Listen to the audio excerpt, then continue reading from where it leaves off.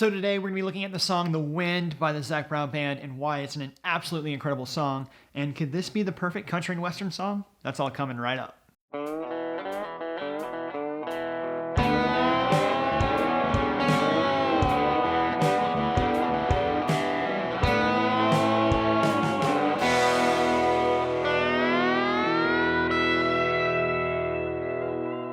What's up, y'all? It's Colt Wheeler here, bringing you the best country guitar tips and tricks so that you can level up your country music playing faster. On this channel, I cover everything from tone tips, gear reviews, and guitar tips for playing country music just like this one. So if you're new here, consider subscribing. I hope all y'all are doing well. Today we're going to break down the song The Wind and why it is the perfect Zac Brown Band song. More specifically, why the Pass the Melody section is not only the pinnacle of the band's musicianship, but also takes the concept of a gang lick, expands the idea, and creates the perfect hook for the song. Okay, first off, you're probably wondering, Colt, what is this Pass the Melody section that you're referring to? Well, it's this.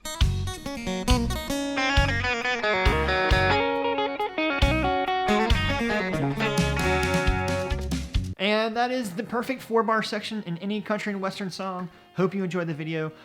I'm just kidding. We're definitely going to break this down and learn how to play it. These 4 measures not only showcase the musicianship of the band, but it takes a time-honored tradition in the bluegrass jam world and highlights that same tradition within the song.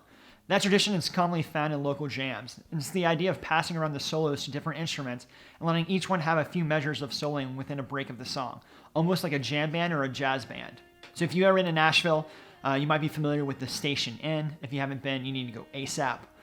For those of you uninitiated, the Station Inn is a bar in downtown Nashville that has live bluegrass, classic country, Americana, and roots music every night of the week.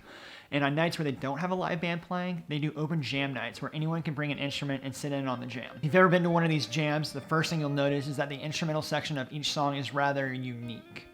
Any given jam can have anywhere between 10 to 30 musicians, and during the solo section, they literally pass around the solo, letting anyone and everyone partake in the solo by literally passing it around. So back to Zac and the band, this concept is pretty widespread and definitely doesn't live and die at the Station Inn, but given the band's history of playing around Atlanta and northern Georgia, The Wind is a tip of the hat to playing in open jams like those found at the Station Inn. Right, so now that we've talked about the history and the inspiration behind the riff, let's look at how to play those individual pieces of this perfect 4-bar masterpiece. I'm Patrick Swayze.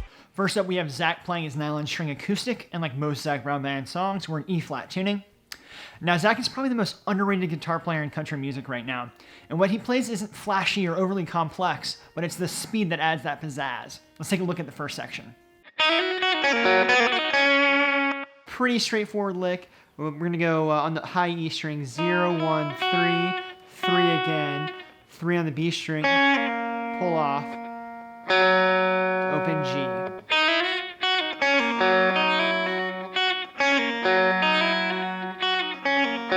So 0, hammer onto 1, hammer onto 3, 3 again, 3 on the B string, pull off to 0, pluck the G string.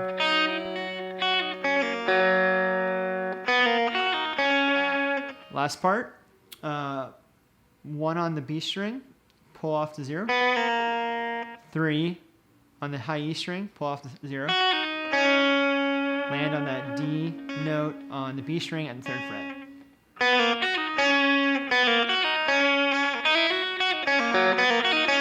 Next up, we have Clay Cook, who I desperately need to do a deep dive on.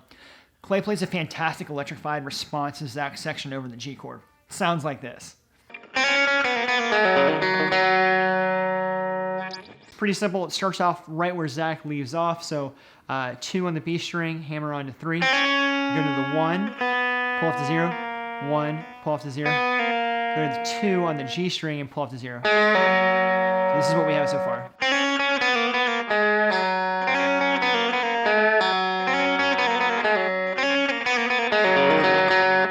Next part's really simple.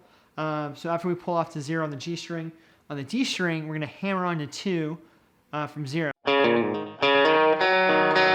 Then keep your finger there, hit the G string at 0, D string at 2, G string at 0.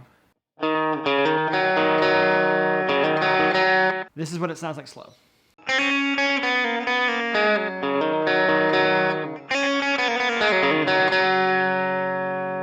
Next up, we have Jamie DeMarty, who plays an awesome fiddle solo.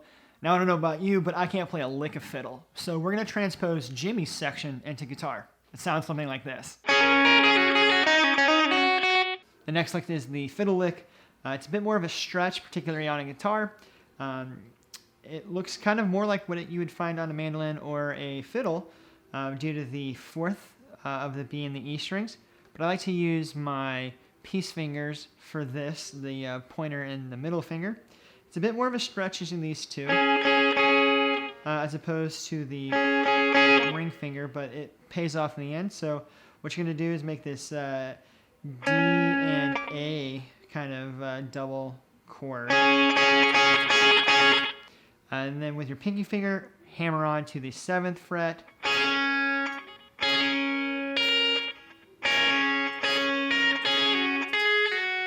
So you go that little chord, hammer on to 7, pluck the 7 again, and then pull off the 5 to 3, hammer on, pull off.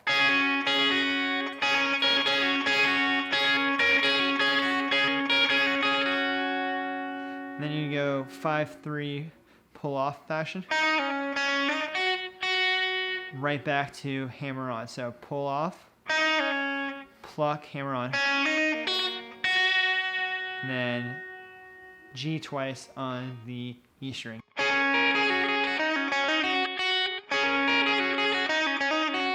And finally, we have a gang lick to end this blissful riff. Now, a gang riff is a riff where the melody instruments, like the guitar, fiddle, banjo, pedal steel, and bass, all play the same thing. Here we have Zac, Clay, and Jimmy all playing the same gang lick. Let's take a look at it. Sounds like this. So the gang lick's pretty easy. It took me a minute, mind-bending, to get it right, but once I got it down, it made perfect sense. So what we're gonna do first is hammer on 2, 3, 4 of the G string. And then we're gonna hybrid pick, pluck that high E string at the open fret. No frets. The next part of the lick, we're gonna walk down the G major pentatonic shape using pull-offs from the D note on the B string like this. So for the last part, we're gonna take a D minus the high E string, take that middle finger that would be on the high E string and put it on the 3rd fret of the G string, and then pull it off as you hit the whole chord to the D chord. And the last part is remove the 2nd fret of the G string into a 3-0 chord, and that's the lick.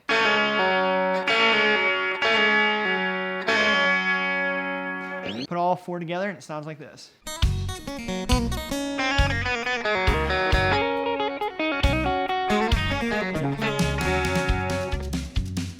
So that's how you play the pass the lick gang lick from the wind.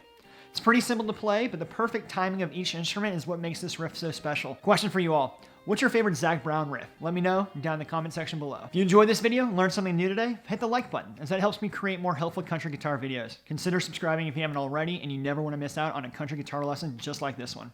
I'll see you in the next video, and until then, let the music play.